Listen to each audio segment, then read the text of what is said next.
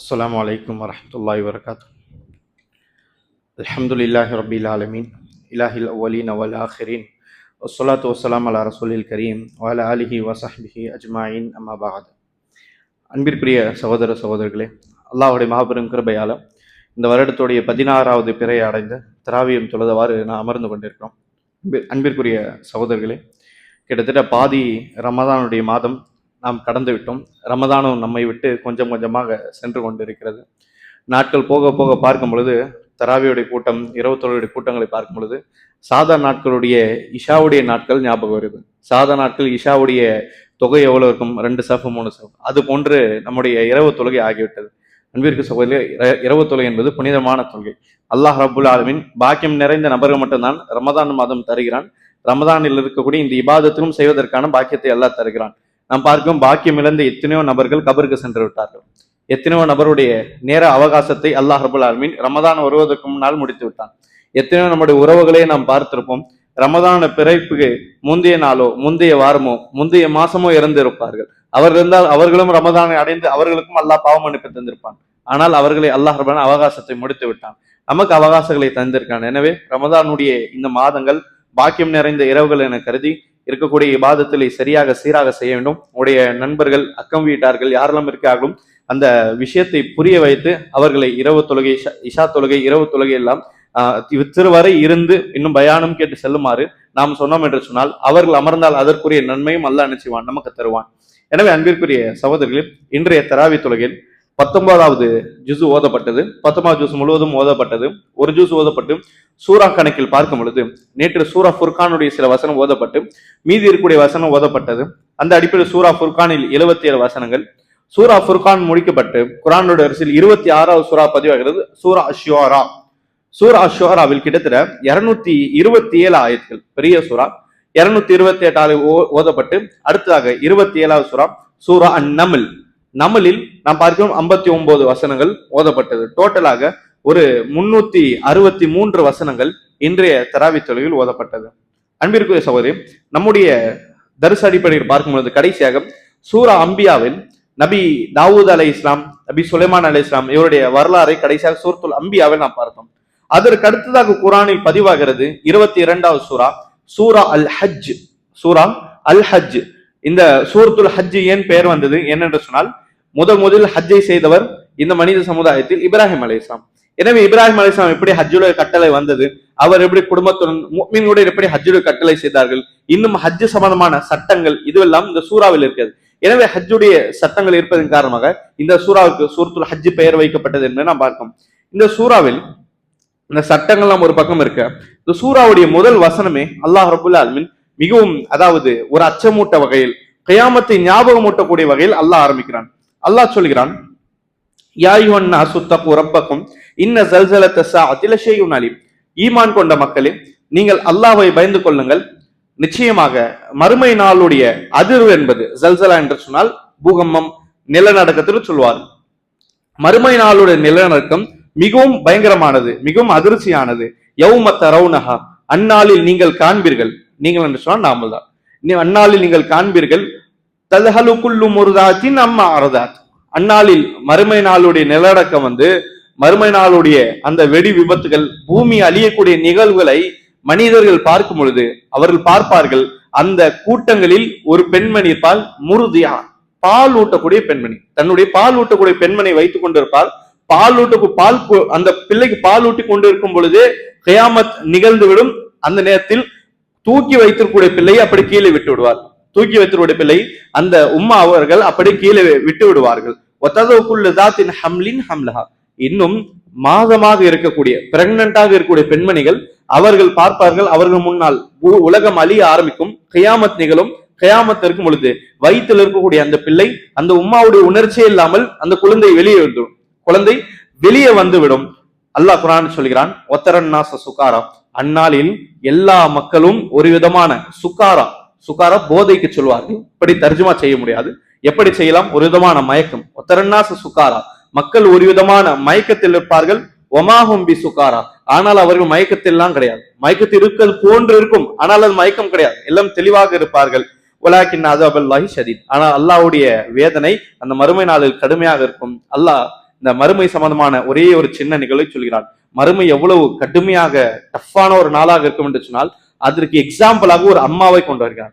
2 விதமான தாய்மார்கள். ஒரு தாய், அவர்கள் பாலூட்டு கொண்டிருக்கார்கள். பாலூட்டக்கூடிய அந்த தாய் பிள்ளை மீது எவ்வளவு கருணை, எவ்வளவு கேராக அக்கறையாக இருப்பார்கள். அப்படிப்பட்ட தாய் அவர்களுடைய கண்ணுக்கு முன்னால் உலகம் அழியப்படும் பொழுது அந்த குழந்தை கண்டுக்காமல் எதுவும் இல்லாமல் பார்த்த ஆச்சரியத்தை அந்த பிள்ளை கீழே விட்டு விடுவார். 2வது ஒரு தாய், அவர்கள் அதாவது வயிற்றில் குழந்தை இருக்கும் பொழுது குழந்தை அந்த டெலிவரி டைம் எவ்வளவு கடுமையான நேரம் தெரியும் நமக்கு. ஆனால் அந்த மறுமை நாளோட கடுமை எவ்வளவு, அந்த வலியை உணராமல் அந்த குழந்தையே வெளியே வந்துவிடும். இப்படி குழந்தை வெளியே வந்தது அந்த தாய்க்கு உணர்வே இருக்காது. அந்த வலி என்பது உணர்வே இருக்காது. ஏனென்று சொன்னால் அவர்கள் பார்க்கக்கூடிய அந்த நிகழ்வு, அவர்கள் இத்தனை நாள் பார்த்த வானங்கள் வெடிக்க ஆரம்பிக்கும். இத்தனை நாள் பார்த்த அந்த பூமிகள் அல்லாஹ் குர்ஆன் சொல்றான், தூள் தூளாக பஞ்சுகளை போன்று பறக்க ஆரம்பித்துவிடும். மலைகள், எந்த மலை பிரம்மாண்டமா இருக்கிறதோ பஞ்சுகளை போன்று தூள் தூளாக பறந்து விடும் இறைவன் சொல்கிறான். எந்த பூமி அவர்கள் சுமர்ந்து கொண்டிருந்தோம் அந்த பூமி என்பது பிளந்து அது தீப்பொறிகள் வரும். இன்னும் அவர் பார்ப்பார்கள், கடல் நடுவில் தீ குழம்புகள் வரும். இதையெல்லாம் மறுமை நாள் மக்கள் பார்ப்பார்கள். எந்த பூமி இவ்வளவு அழகாக பார்த்து கொண்டிருந்தார்களோ அந்த பூமியே தன்னைத்தானே அழிப்பதை மறுமை நாளில் காண்பார்கள். கண்டு அந்த நேரத்தில் உணர்ச்சியற்றவாறு இருப்பார்கள். இறைவன் சொல்கிறான், அந்த நிகழ்வெல்லாம் என்னவோ மயக்கத்தில் இருப்பது போன்று இருக்கும். இதெல்லாம் கனவாக இருக்கலாம் என்று நினைக்கும் அளவிற்கு அந்த நாளுடைய நிகழ்ச்சி இருக்கும். ஆனால் இறைவன் சொல்றான், அது கனவும் கிடையாது, அது மயக்கம் கிடையாது. மறுமை நாள் மிகவும் கடுமையான நாள் இறைவன் சொல்கிறான். இந்த இடத்தில் இறைவன் உதாரணமாக கொண்டது தாய். இறைவன் உதாரணமாக ஒரு தாயுடைய உணர்ச்சியை பற்றி பேசுகிறான். ஏன் தாயை பற்றி பேசுகிறான்? ஏனென்றால் தாயுடைய அக்கறை என்ற சப்ஜெக்டில் உச்சமாக இருக்கும். அந்த பார்த்து கொள்ளக்கூடிய அந்த நிலை என்பது தாயுடைய இந்த உணர்வு தான் இருக்கிறதுலே உச்சகட்டமாக இருக்கும். என்னதான் திருமணமாகி பல வருடம் ஆடாலும் சரி, திரும்ப தாய் வீட்டுக்கு போனால் செருப்பிள்ளை போட்டுதான் நம்முடைய தாய் நடத்துவார்கள். தாயுடைய அக்கறை என்பது அது எவ்வளவு வருடம் கடந்தாலும் அந்த அக்கறை உச்சகட்டம் தான். அவ்வளவு உச்சகட்டமான அக்கறை இறைவன் கொடுக்கக்கூடிய உதாரணம் எல்லாம் எப்பொழுதும் உச்சகட்டமாக தான் இருக்கும். அந்த உயர்தரமான தாயுடைய அக்கறை இறைவன் சொல்கிறான். அவ்வளவு அக்கறையாக இருக்கக்கூடிய தாயும் தான் சுமக்கூடிய இந்த பிள்ளை கீழே விட்டு விடுவார்கள் என்றால் பார்வைகள் அந்த அளவுக்கு கடுமையாக இருக்கும். ஹதீஸில் பார்க்கும், ரசூலுல்லாஹி ஸல்லல்லாஹு அலைஹி வஸல்லம் ஒரு சமுதாயத்தை போர் செய்கிறார்கள். போர் செய்து முடித்த பிறகு யார் தோத்தார்களோ அந்த தோத்த இடத்தில் இருக்கக்கூடிய எல்லாம் அடிமையாக கைது செய்யப்படுவார்கள். இப்படி இருக்கையில் அந்த குரூப்பில் ஒரு பெண்மணி கைது செய்யப்படுகிறார்கள். எதிர் தரப்புல இருந்து ஒரு பெண்மணி கைது செய்யப்படுகிறார்கள். கைது செய்யப்பட்டு உட்கார வைக்கப்படுகிறார்கள். இந்த பெண்மணி ஒரு தாய். இந்த பெண்ணுடைய தகப்பன் இறந்து விட்டார்கள் போரில். எனவே இந்த பெண்மணிக்கு ஒரு சின்ன பிள்ளை இருக்கிறது. அந்த அங்கு திரியக்கூடிய பிள்ளை, அந்த பிள்ளை காணும். உம்மா சங்கிலி போட்டு வைக்கப்பட்டிருக்கிறார்கள். அந்த உம்மாவால் தாங்க முடியவில்லை. தன்னுடைய பிள்ளை எப்படியாவது கண்டுபிடிக்க வேண்டும். கணவர் இறந்து விட்டார், ஆனால் பிள்ளை எப்படியாவது கண்டுபிடிக்க வேண்டும் என்று சொல்லி இந்த ஆர்வத்தில் சங்கிலியை கலட்டி சஹாபாக்களை எல்லாம் தட்டிவிட்டு ரசூலுல்லாஹ்வும் சஹாபாக்களுக்கு முன்னால் ஒவ்வொருவரையும் தட்டிவிட்டு தன்னுடைய பிள்ளையை அவசரமாக தேட ஆரம்பிக்கிறார்கள். சஹாபாக்கள் பிடிக்கலான்னு போகும்பொழுது ரசூலுல்லாஹ் தடுக்கிறார்கள். அந்த தாயை தடுக்காதுன்னு சொல்லி ரசூலுல்லாஹ் சஹாபாக்களை தடுத்து விட்டார்கள். இந்த தாய் கஷ்டப்பட்டு அந்த போருடைய மைதானத்தில் எப்படியோ தன்னுடைய சின்ன பிள்ளையை கண்டு கொண்டு, ஹதீஸில் வருகிறது, அந்த பிள்ளையை கண்டவுடன் தன்னுடைய 2 கைகளால் அப்படியே கட்டி அணைத்து விட்டார்கள் சஹாபாக்களுக்கு முன்னால். சஹாபாக்கள் பார்க்கிறார்கள், சுப்ஹானல்லாஹ், ஒரு தாயுடைய பாசம். அதை கண்டு வியந்திருந்தார்கள். ரசூலுல்லாஹி ஸல்லல்லாஹு அலைஹி வஸல்லம் அவர்கள் அந்த இடத்தில் சொன்னார்கள், அதாவது தாயுடைய பாசம் எந்த அளவுக்கு கடுமையாக இருக்கும் என்பதை ஒரு உதாரணம் ரசூலுல்லாஹி ஸல்லல்லாஹு அலைஹி வஸல்லம் அவர்கள் சொல்லி காண்பிக்கிறார்கள். நீங்கள் பாருங்கள், இந்த தாய் எந்த நிலையிலாவது எந்த சூழ்நிலையாவது தன்னுடைய பிள்ளை நெருப்பில் போட வேண்டும் என்று சொல்லி இந்த தாய் விரும்புவார்களா? ரசூலுல்லாஹ் சஹாபாக்களுக்கு கேட்கிறார். இருக்கக்கூடிய அந்த நேரத்தை பயன்படுத்தி என்ன உதாரணம் கொடுத்தால் சரியாக இருக்குமோ ரசூலுல்லாஹ் உதாரணத்தை பயன்படுத்தி விடுவார்கள். ரசூலுல்லாஹ் கேட்கிறார்கள், இந்த தாய் தன்னுடைய பிள்ளை நெருப்பில் போடுவார்களா? ஒரு பொழுதும் கிடையாது அல்லாஹ்வுடைய தூதரே. ரசூலுல்லாஹி ஸல்லல்லாஹு அலைஹி வஸல்லம் அவர் சொல்லி காண்பிக்கிறார்கள், அப்படி என்றால் அல்லாஹ் ரப்பல் ஆலமீன் தன்னுடைய அடியார் மீது இதை விட கருணையாளன். சுப்ஹானல்லாஹ். அப்படி என்றால் அல்லாஹ் ரஹ்மான் தன்னுடைய அடியார்கள் மீது, படைப்புகள் மீது இதைவிட கருணையாள என்று சொல்லி ரசூலுல்லாஹி ஸல்லல்லாஹு அலைஹி வஸல்லம் அவர்கள் ஹதீஸில் சொல்கிறார்கள். இதில் 2 விஷயம், அல்லாஹ்வுடைய கருணையும் தெரிய வருகிறது, அதே போன்று அந்த தாயுடைய கருணை எவ்வளவு இருக்கிறது என்பதையும் இந்த இடத்தில் நாம் பார்க்கிறோம். எனவே அப்படிப்பட்ட ஒரு தாயும் தான் சுமக்கக்கூடிய பிள்ளை கீழே விட்டு விடார் என்று சொன்னால் அந்நாள், அந்த கியாமத் நாள் இதைவிட எவ்வளவு மோசமாக இருக்கும் என்பதை இந்த சூரா ஹஜ்ஜுடைய முதல் வசனத்திலிருந்து நாம் புரிந்து கொள்கிறோம். எனவே கியாமத் நாள் என்பது மிகவும் கடுமையான ஒரு நாள். அந்த நாளில் நாம் செய்த சின்ன பெரிய அமல்களாக இருக்கணும் அல்லது சின்ன பெரிய பாவங்களாக இருக்கட்டும், எல்லா விஷயத்தையும் அல்லாஹ் ரப்பல் கண்ணுக்கு முன்னால் எடுத்து வருவான். நாம் செய்யக்கூடிய எல்லா விஷயத்தையும் நம்மளுடைய கண்ணுக்கு முன்னால் கண்டு கொள்வோம். எனவே அந்த நாள் வருவதற்கு முன்னால் சரியான தயாரிப்புகளை செய்ய வேண்டும் என்பதை இந்த சூரா ஹஜ்ஜுடைய வசனம் சொல்லித் தருகிறது. அதற்கடுத்ததாக அன்பிற்குரிய சகோதரி, குர்ஆனுடைய வரிசையெல்லாம் பார்க்கும் 23வது சூறாவாக பதிவாகிறது சூரா அல் முஃமினூன். சூரா அல் முஃமினூன் நாம் பார்க்கிறோம், அல்லாஹ் ரப்பல் ஆலமீன் ஆரம்பிக்கும் பொழுது எப்படி முஃமினூன் என்று சொன்னால் நம்பிக்கை கொண்டவர்கள். இந்த நம்பிக்கை கொண்டவர்கள் ஏன் இந்த சூரா பேர் வந்தது? இந்த சூறாவுடைய ஆரம்பத்தில் பார்க்கும் முஃமின்களுடைய தன்மை, ஈமான் கொண்டவருடைய தன்மையை பற்றி அல்லாஹ் பேசுவான். யாரெல்லாம் மீது நம்பிக்கை வைத்திருக்கார்களோ அவருடைய அந்த சப்ஜெக்டை பற்றி பேசுவான், இவர்கள் யார்கள், எப்படி இருப்பார்கள் என்று சொல்லி. எனவே இந்த முஃமினோட தன்மை பேசுவதன் காரணமாக இந்த சூறாவுக்கு சூரா முஃமின் பேர் வைக்கப்பட்டது. அன்பிற்குரிய சகோதரரே, நம் மீது கடமை இந்த சூரா முஃமினுடைய முதல் வசனத்திலிருந்து 11வது வசனம் வரை 11 ஆயத்துகள் எல்லோரும் மனப்பாடமா வைக்க வேண்டியது கட்டாய கடமை, அர்த்தத்துடன். ஏனென்றால் இதெல்லாம் நம்மளை பற்றி பேசக்கூடிய விஷயம். நாம் எப்படி இருக்க வேண்டும் என்று அகிலங்களை படுத்துகிறேன் சொல்கிறான். எம்முடைய நாம் எப்படி இருக்க வேண்டும் என்று சொன்னால் அதுவெல்லாம் தெரிந்து கொண்டால் மட்டும்தான் நம்மளுடைய வாழ்க்கையை சீராக எடுத்து செல்ல முடியும். எனவே அல்லாஹ் ரப்பன் சொல்கிறான், கத் அஃப்லஹல் முஃமினூன், முஃமின்கள் வெற்றி பெற்று விட்டார்கள், முஃமின்கள் வெற்றி அடைந்து விட்டார்கள். அல்லாஹ் இப்படி சொல்லவில்லை, அதாவது எதிர்காலத்தில் வெற்றி பெறுவான், எதிர்காலத்தில் சொர்க்கத்தில் வெற்றி பெறுவார்கள் என்று இறைவன் சொல்லவில்லை. அதெல்லாம் மற்ற சூறாக்களில். இந்த சூறாவில் அல்லாஹ் வித்தியாசமாக பேசுகிறான், முஃமின்கள் வெற்றி அடைந்து விட்டார்கள். முஃமின்கள் வெற்றி அடைந்து விட்டார் என்று சொன்னால் முடிந்த சப்ஜெக்டை பேசுவது போன்று இருக்கும். ஆனால் இன்னும் மறுமையெல்லாம் இதுக்கு பின்னால் இருக்கிறது, இதுக்கு பின்னால் விசாரணை. இதற்கு பின்னால் வரக்கூடிய விஷயத்தை முடிந்தது போன்று இறைவன் ஏன் பேசுகிறான் என்று சொன்னால், இது அரபியில் பேசக்கூடிய ஒரு விதம்.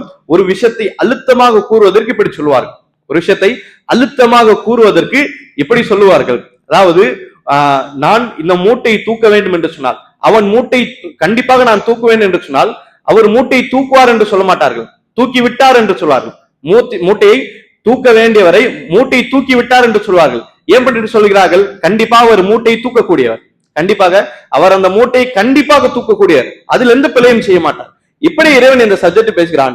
உண்மையான முஃமின்கள் சொல்லப்பட்ட எல்லாத்தையும் செய்வார்கள், செய்து அவர்கள் வெற்றி பெறுவார்கள். எனவே அவருடைய வெற்றியில் எந்த ஒரு சந்தேகம் கிடையாது. எனவே அவர்கள் வெற்றி அடைந்து விட்டார்கள் என்று சொல்லி முடிந்ததை போன்று இறைவன் பேசுகிறான். எனவே இறைவன் பேசக்கூடிய அந்த விதத்திலே ஒரு மிகப்பெரிய அழகான ஒரு காட்சி இருப்பதை நாம் பார்க்கிறோம். எனவே எல்லா முஃமினும் வெற்றி பெறுவார்களா? அப்படி கிடையாது. எல்லா முஃமினும் வெற்றி பெறுவானா? அப்படி கிடையாது. எந்த முஃமின்கள் அல்லாஹ் சொன்னது போன்று ஃபாலோ பண்ணுகிறார்களோ அவர்கள் மட்டும் வெற்றி பெறுவார்கள். இறைவன் சொல்கிறான், யார் அந்த முஃமின்கள்? அல்லதீன, அவர்கள் ஹும் ஃபீ ஸலாத்திஹிம் காஷியூன், அந்த வெற்றி அடையக்கூடிய முஃமின்கள் யார்? அவர்கள் தன்னுடைய தொழுகையில் காஷியூன், பயபக்தியுடன் தொழுவார்கள், பயபக்தியுடன் அவர் தொழுவார்கள். அது நீட்டப்படக்கூடிய தராவியாக இருக்கட்டும், சுருக்கப்படக்கூடிய சின்ன தொழுகையாக இருக்கட்டும், எந்த தொழுகை என்று வந்துவிட்டால் பயபக்தியுடன் இறையச்சத்துடன் இந்த கவனத்துடன் தொழுவார்கள். கவனமற்ற அப்பெல்லாம் கிடையாது, கவனத்துடன் தொழுவார்கள். இது முதல் தன்மை. அடுத்து என்ன சொன்னான்? வல்லதீன ஹும் அனில் லஹ்வி முஅரிதுன், பிறகு அவர்கள் வீணான பேச்சிலிருந்து தூரமாக இருப்பார், வீணான பேச்சிலிருந்து தூரமாக இருப்பார்கள். ஒண்ணு பேசினால் தீனுக்கு பயன் அடையும், அப்படி என்றால் துனியாவுடைய ஹலாலான விஷயத்தை பயன்பெற வேண்டும். ஒண்ணு தீன் இல்ல துனியா, இது ரெண்டுமே இல்லை என்று சொன்னால் அது லுகு, அது வீணான பேச்சு. அந்த முஃமின்கள் எப்படி இருப்பார்கள்? சரியாக இறையச்சத்துடன் தொழுவார்கள், வீணான பேச்சிலிருந்து தூரமாக இருப்பார்கள். இறைவன் சொல்கிறார், இரண்டுத்துக்கும் கனெக்ஷன் நிறைய இருக்கிறது. அல்லாஹ் ரப்புல்லாஹ் சொல்கிறான், அவர்கள் சரியாக தொழுவார்கள். இரண்டாவது, வீணான பேச்சும் தூரமா இருப்பார்கள். ஆழமான ஒரு தொடர்பு இருக்கிறது. அன்பிற்குரிய சகோதரி, எந்த ஒரு நபர் அவருடைய தனிப்பட்ட வாழ்க்கையில் வீணான பேச்சுகள் இருந்து தூரமாக இருக்கிறாலும் அவருடைய தொழுகை தான் உயிரோட்டம் உள்ள தொழுகையாக இருக்கும். மிக உயிரோட்டம் உள்ள தொழுகை என்ன? யார் மக்கள் மத்தியில் கம்மியாக பேசுவார், அல்லாஹ்விடத்தில் அதிகமாக பேசுவார், இவருடைய தொழுகை ஆக உச்சகட்டத்தில் இருக்கும். அன்பிற்குரிய சகோதரி, ஒரு நல்ல உதாரணம் பார்க்கும். உதாரணமாக ஒரு நபருக்கு ஃபுட்பால் பார்க்கக்கூடிய பழக்கம் இருக்குது, ஃபுட்பால் பார்க்கக்கூடிய பழக்கம் இருக்கு என்று சொன்னால், ஃபுட்பால் டோர்னமெண்ட் போயிட்டு இருக்கு, இந்த வேர்ல்டு கப் ஏதாவது போயிட்டு இருக்கும் பொழுது ரெண்டு சகோதரர் என்ன செய்கிறார்கள்? சேர்ந்து ஃபுட்பாலை பற்றி பேசிக் கொண்டிருக்கார்கள். இன்னைக்கு மேட்ச் இதான் ஆயிற்று என்று சொல்லி பேசிக் கொண்டிருக்கார்கள். பேசிக் கொண்டிருக்கும் பொழுது திடீர் அசான் கேட்டு என்ன செய்கிறார்கள்? உடனே வருகிறார்கள். இகாமத் நடக்கிறது, ஜமாத்தில் சேர்ந்து விடுகிறார்கள். இப்போ ஃபுட்பாலை பற்றி சீரியஸாக பேசிக் கொண்டிருந்தார்கள். அடுத்து இகாமத், அடுத்து தொழுகையில் வந்து சேர்கிறார்கள். இப்போ தொழுகையில் வந்த பிறகு தொழுகையில் அல்லாஹ் ரபுல்லாஹ் ஞாபகம் வருவானா, அல்லது இதுக்கு முன்னால் பேசிக் கொண்டிருந்த ஃபுட்பால் ஞாபகம் வருமா? கண்டிப்பாக ஃபுட்பால் தான். மேட்ச் பாதியில சொல்லி கொண்டிருந்தார். அடுத்த மேட்ச் என்ன இருக்கும்? யார் ஜெயிப்பாங்க, யார் தோப்பாங்க, அடுத்து யாருக்கு மேட்ச் நடக்கும்? இந்த சப்ஜெக்ட் தான் நம்முடைய தொழுகையில் ஓடிக்கொண்டிருக்கும். எனவே தொழுகை வருவதற்கு முன்னால் தனிப்பட்ட வாழ்க்கையில் எவ்வளவு வீணான பேச்சுகள் தூரமாக இருக்கிறோமோ தொழுகை ஓட்டத்தில் இருக்கும். மக்கள் மத்தியில் நம்முடைய பேச்சுகள் குறைந்து விட்டால் ஆட்டோமேட்டிக்காக தானாக இறைவனிடத்தில் பேச வேண்டும் என்ற ஒரு ஆசை இயற்கையாக வரும். இது அல்லாஹ் ரபுல்லாஹ் எல்லா மனதிலும் போடுவான்.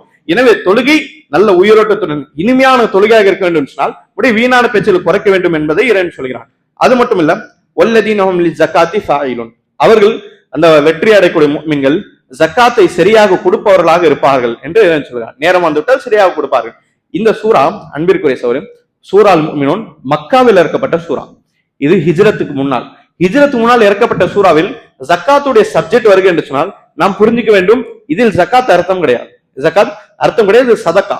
ஏனென்று சொன்னால் ஹிஜ்ரத் செய்த பின்புதான், அல்லாஹ்வுடைய ஹிஜ்ரத் செய்து மதீனா போன பின்புதான் ஜக்காத்துடைய சட்டம் வந்தது. ஜக்காத் கடமை ஆயிற்று.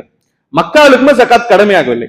கடமையாகாத காலத்தில் இறைவன் ஜக்காத்தை பற்றி பேசினான் என்று சொன்னால் அது சாதாரண சதக்கா, நாம் விருப்பமாக தருவோமே, இந்த சாதாரண சதக்கா தான் இதில் அர்த்தமாக எடுக்க முடியும். எனவே அவர்கள் சரியாக தொழுவார்கள், வீணான பேச்சு தூரமாக இருப்பார்கள், ஜக்காத்தை சதக்காவை சரியாக கொடுப்பவர்களாக இருப்பார்கள். வல்லதீனஹும் லிஃபுரூஜிஹிம் ஹாஃபிதுன், அவர்கள் தன்னுடைய மர்ம உறுப்பை, அவர்கள் தன்னுடைய மானத்தை பாதுகாப்பவர்களாக இருப்பார்கள். விபச்சாரம் போன்ற வீணான காரியத்திலிருந்து அவர்கள் தூரமாக இருப்பார்கள். இல்லா அலா அஸ்வாஜிஹிம் அவ் மா மலக்கத் ஐமானுஹும், அவருடைய மனைவியை தவிர.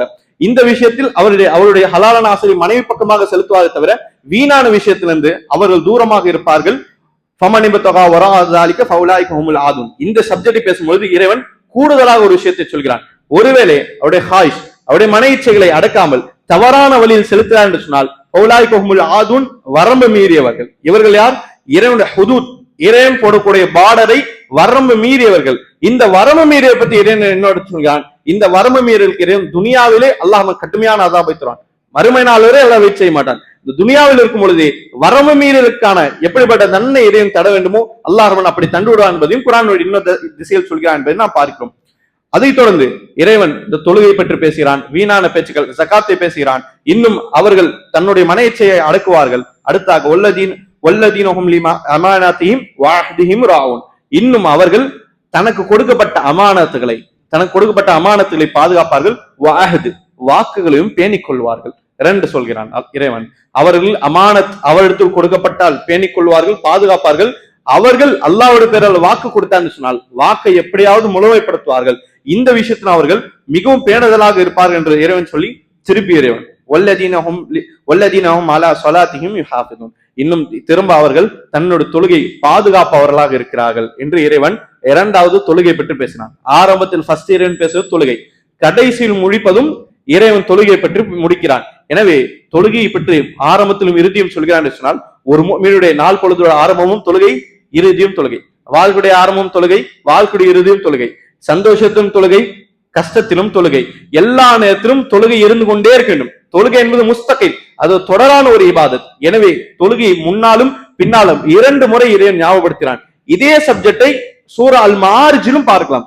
சூரா அல் மாரிஜிலும் இதேதான் இறைவன் முஃமினுடைய தன்மை பேசுவான். அதிலும் ஆரம்பத்தில் தொழுகை, கடைசியில் தொழுகை என்று ஆரம்பத்திலும் இறுதியிலும் 2 இடத்தில் தொழுகை பற்றி இறைவன் நமக்கு ஞாபகம் ஊட்டுகிறான். எனவே இந்த எல்லா விஷயத்தையும் இறைவன் சொல்லி மாஷா அல்லாஹ் இறைவன் சொல்கிறான், உலாயிக ஹுமுல் வாரிசூன் அல்லதீன யரிசூனல் ஃபிர்தௌஸ் ஹும் ஃபீஹா காலிதூன். இந்த லிஸ்ட் எல்லாம் சொல்கிறானே, இவர்கள் இதையெல்லாம் செய்வார்கள், இதையெல்லாம் செய்வார்கள். இதையெல்லாம் என்று சொன்னால் ஒண்ணு மட்டும் செய்வது கிடையாது, சொன்னது எல்லாமே செய்ய வேண்டும். இதையெல்லாம் செய்வர்கள் அல்லதீன் ஹுமுல் வாரிசூன், இவர்கள் வாரிசீன்கள், இவர்கள் வாரிசன்கள், சொத்துக்கு உரிமைக்காரர்கள். என்ன சொத்து? இறைவன் சொல்கிறான் அல்லதீன யரிசூனல் ஃபிர்தௌஸ். ஃபிர்தௌஸ் என்று சொல்லக்கூடிய உயர்ந்த சொர்க்கம் இருக்குமே, அந்த உயர்ந்த சொத்துக்கு பங்காளர்கள், இவருக்கு உரிமை இருக்கிறது. ஹும் ஃபீஹா காலிதூன், அந்த ஜன்னத்துல் ஃபிர்தௌஸ் என்ற உயர்ந்த சொர்க்கத்தில் இவர்கள் நிரந்தரமாக இருப்பார்கள் என்று சொல்லி இறைவன் சொல்கிறான். இந்த ஜன்னத்துல் ஃபிர்தௌஸை பற்றி ரசூலுல்லாஹ் சொன்னார்கள், நீங்கள் அல்லாஹ்விடத்தில் துஆ கேட்பதாக இருந்தால் சாதா சொர்க்கத்தை எல்லாம் கேட்க வேண்டாம், ஜன்னத்துல் ஃபிர்தௌஸை நீங்கள் கேளுங்கள் ரசூலுல்லாஹ் சொன்னார்கள். ஏனென்று சொன்னால் இந்த சொர்க்கத்தில் ஓடக்கூடிய நதிகள் இருக்கிறது. சொர்க்கத்தில் எத்தனை நதிகள் ஓடுதோ அந்த எல்லா நதிகளும் அது வரக்கூடிய அந்த வழி, அந்த சோர்ஸ் எங்கிருந்து ஆரம்பிக்கிறது சொன்னால் ஜன்னத்துல் ஃபிர்தௌஸ் இருக்கையிலே உயர்தரமான சொர்க்கத்திலிருந்து தான் அந்த நதிகள் எல்லாம் ஆரம்பிக்கிறது. அதுதான் மீதி இருக்கக்கூடிய சொர்க்கத்துக்கு எல்லாம் பாய்கிறது என்று சொல்லி ரசூலுல்லாஹி ஸல்லல்லாஹு அலைஹி வஸல்லம் சொன்னார்கள். அப்படி என்றால் நியாமத்துகளுடைய, இந்த சொர்க்கத்துடைய நியாமத்துடைய ஆரம்பம் ஜன்னத்துல் ஃபிர்தௌஸ், அது உச்சகட்டமாக இருக்கும். மீதி இருக்கக்கூடிய சொர்க்கத்தெல்லாம் அதற்கு அடுத்த தரமான நியமம் தான் கொடுக்கப்படும். எனவே உச்சகட்டமான சொர்க்கம் என்பது இந்த ஜன்னத்துல் ஃபிர்தௌஸ். அல்லாஹ் நாடக்கூடிய மிகவும் சொற்பமான நபர் மட்டும்தான் இந்த இடத்தில் இருப்பார்கள். அம்பியாக்கள் இருப்பார்கள், சுஹதாக்கள் இருப்பார்கள், சாலிஹீன்கள் இருப்பார்கள், சித்திகீன்கள் இருப்பார்கள், அல்லாஹ்வோட மார்க்கத்திற்காக தியாகம் செய்தவர்கள் இருப்பார்கள், இன்னும் அல்லாஹ்வுக்காக உண்மையாளராக வாழ்ந்த நபர்கள் இருப்பார்கள், உம்மா வாப்பாவை பேணி நபர்கள் இருப்பார்கள், எல்லா நேரத்திலும் அல்லாஹ் நினைத்த நபர்கள் இருப்பார்கள். இப்படி இருக்கக்கூடிய நபர்களும் மத்தியில் எந்த நபர் இருப்பார்கள்? இப்படி சொல்லப்பட்ட தன்மை எல்லாம் இந்த செய்த நபர்கள் அவர்கள் மத்தியில் இருப்பார்கள். அப்படிப்பட்ட நபர்கள் அல்லாஹ் நம்மையும் நம்முடைய குடும்பத்தையும் ஆக்க வேண்டும். ஆமீன். அன்பிற்குரிய சகோதரி, கடைசியாக இந்த சூரா மீன் முடிக்கப்பட்டு குர்ஆனுடைய வரிசையில் 24வது சூறா பதிவாகிறது. சூரா அன்-நூர். நூர் என்று சொன்னால் லைட்டுக்கு சொல்வார், ஒளிக்கு சொல்வார். இந்த இடத்தில் அல்லாஹ் ரப்புல் ஆலமீனுடைய ஒளி, அல்லாஹ்வுக்கென்று தனிப்பட்ட ஒளி இருக்கிறது. அந்த அல்லாஹ்வுடைய ஒளியை பற்றி இந்த சூறாவில் பேசப்படுகிறது. எனவே அது மட்டும் இல்லாமல் அன்பிற்குரிய சகோதரி, சூரா அன்-நூர் இது மதீனாவில் இறக்கப்பட்டது. எனவே மதீனாவில் இறக்கப்பட்டது சொன்னால் அஹ்காம், சட்டத்திட்டங்கள், வாழ்வாதாரம் சம்பந்தமான மிக முக்கியமான விஷயங்கள் எல்லாம் மதீனாவில் தான் சொல்லப்பட்டிருக்கும் ஹிஜ்ரத்துக்கு பின்னால். இப்படி குர்ஆனுடைய வரிசையில் எடுத்து பார்த்தோம் சொன்னால் 114 சூறாவில் சூரா நூர் தனிப்பட்ட இடம், அது தனிப்பட்ட ஒரு சிறப்பு.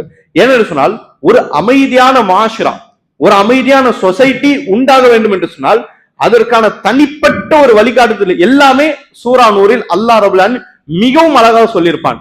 ஒரு மாஷரா, ஒரு சொசைட்டி அமைதியாக, எந்த ஒரு பாவம் இருக்கக்கூடாது, இந்த தவறும் நடக்கக்கூடாது, இருக்கக்கூடிய மக்கள் நல்ல சந்தோஷமாக வாழும் என்று சொன்னால் சூரா நூறில் இருக்கக்கூடிய விஷயத்தை அவர்கள் ஃபாலோ செய்ய வேண்டும். உதாரணமாக இறைவன் சூரா நூறுடைய ஆரம்பத்தில் விபச்சாரத்தை பற்றி பேசுவான். விபச்சாரம் செய்தால் எத்தனை சாட்சி வர வேண்டும், அதை எப்படி தடுக்க வேண்டும், இதோட சப்ஜெக்ட் எல்லாம் இறைவன் பேசுவான். அவருக்கு என்ன தண்டனை கொடுக்க வேண்டும், இது ஒன்று.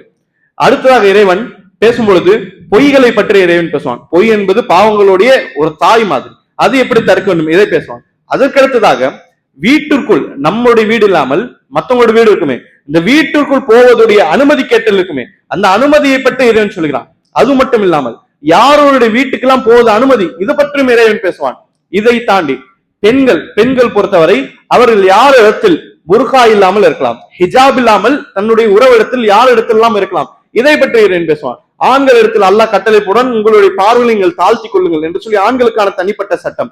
இதை தாண்டி மாற்றுத்திறனாளிகள் இருப்பார்கள், இந்த மாற்றுத்திறனாளிகள் யாருடைய வீட்டிலும் சாப்பிடலாம், யாருடைய வீட்டில் தங்கலாம், இதை பற்றிய சட்டங்களை இறைவன் பேசுவான். இப்படி நாம் பார்க்க ஒரு மாஷரா, ஒரு சொசைட்டியில் தேவைப்படக்கூடிய அஹ்லாக் ரீதியாக தேவைப்படக்கூடிய எல்லா விஷயத்தையும் அல்லாஹ் ரப்புல் ஆலமீன் சூரா அன்-நூரில் சொல்கிறான் என்பதை நாம் என்ன செய்கிறோம், இந்த இடத்தில் பார்க்கிறோம்.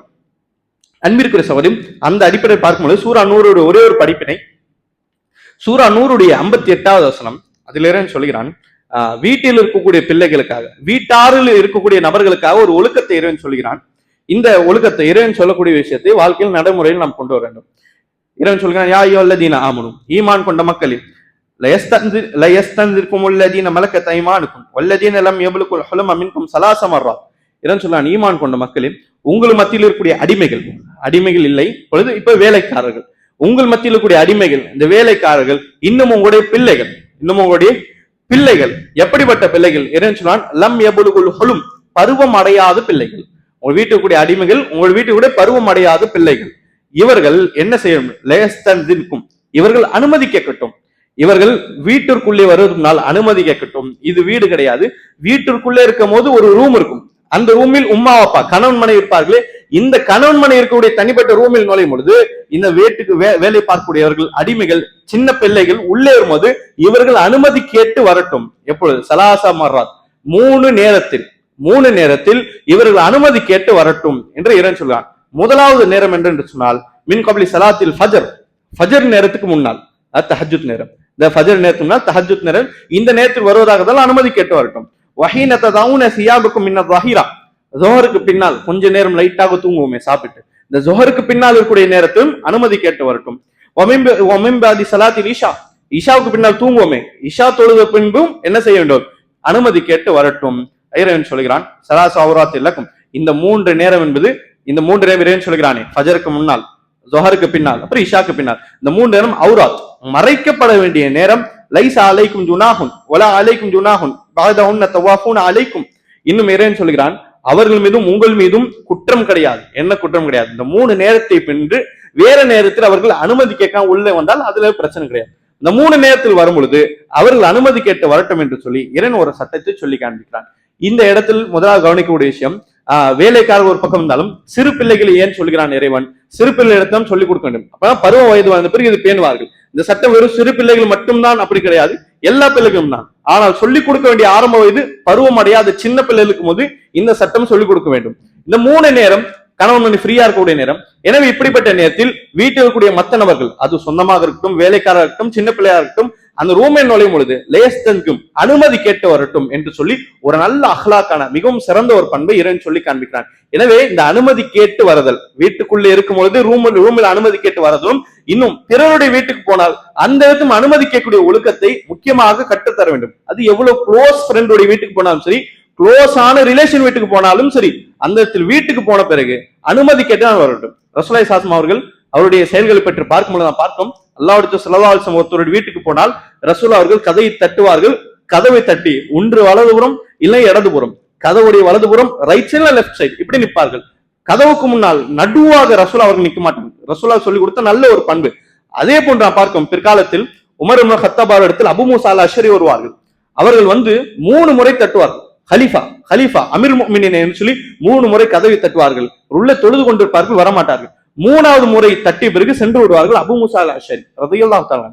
அப்போ சென்று விட்ட பிறகு உமர் இப்னு கத்தாப் வெளியே வருவார்கள். கதவை தட்டியது அபு மூசாவுடைய சவுண்ட் போன்று இருந்தது, வெளியே இல்லை.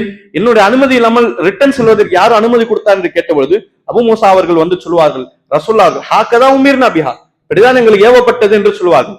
இப்படிதான் எங்களுக்கு ஏவப்பட்டது. என்ன ஏவப்பட்டது? ஹதீஸை சொல்வார்கள்.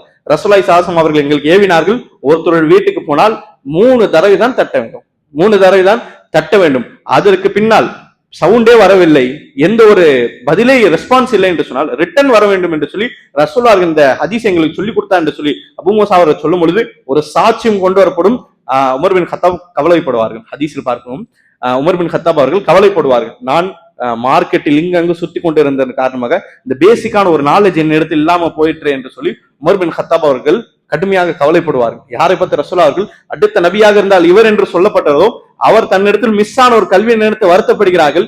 இங்க நம்ம இடத்தில் இருக்கிறது அந்த சின்ன கல்விதான். அதை விட்டு பெருமடிக்கக்கூடிய நபர்கள் இங்கே உமர் கத்தாபுடைய ஈமான். அன்பிற்குரிய சகோதரி சிந்தித்து பார்க்க வேண்டும். அந்த இடத்துல அன்பிற்குரிய சகோதரி பார்க்கிறோம், இதுவும் ஒரு வழக்கம். ஒருத்தருடைய வீட்டுக்கு போனால் 3 தடவை தட்ட வேண்டும், ரெஸ்பான்ஸ் இல்லை சொன்னால் வெளியே வந்துவிடும்.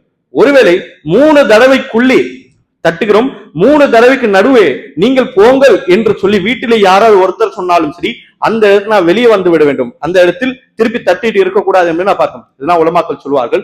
வீட்டில் அனுமதி கேட்கும் போது 3 முறை என்று சொன்னால், இந்த புதிய காலகட்டத்தில் புதிய மசாயில் அடிப்படையில் ஒரு நபருக்கு நாம் கால் பண்றோம், போன் பண்றோம், அந்த இடத்தில் 3 தடவை ஃபுல் ரிங் போயிருச்சு என்று சொன்னால் அதற்கு பின்பாலும் டிஸ்டர்ப் பண்ணக்கூடாது, அதுக்கு பின்னாலும் டிஸ்டர்ப் பண்ணக்கூடாது. ஏனென்றால் ஒருத்தரை அழைப்பதற்காக ரசூலுல்லாஹ் 3 முறை தான் நமக்கு அனுமதி தந்திருக்கார்கள், அதுக்கு மேல் கூட என்று சொன்னார். இந்த நேரத்திலும் மெசேஜாக இருக்கட்டும், போனாக இருக்கட்டும், இது 3 தடவை. இந்த 3 என்பது ரசூலுல்லாஹ்வுடைய பொதுவான வழிமுறை, அது ஒரு சுன்னா, அதை பின்பற்ற வேண்டும் என்பதையும் உலமாக்கள் இந்த இடத்தில் தஃப்சீரில் விளக்குவார்கள் என்பதை நாம் பார்க்கிறோம். இன்ஷா அல்லாஹ் இப்படி பார்க்கும்போது சூரா அன்-நூர் மாஷா அல்லாஹ் தன்னுடைய இடத்தில் நிறைய அழகிய தஃப்சீரை வைத்திருக்கிறது. அல்லாஹ் இன்ஷா அல்லாஹ் வரக்கூடிய அமர்வில் பார்க்கலாம். ஸல்லல்லாஹு அலா நபியினா முஹம்மத் வ அலா ஆலிஹி வ ஸஹ்பிஹி அஜ்மஈன். அஸ்ஸலாமு அலைக்கும்.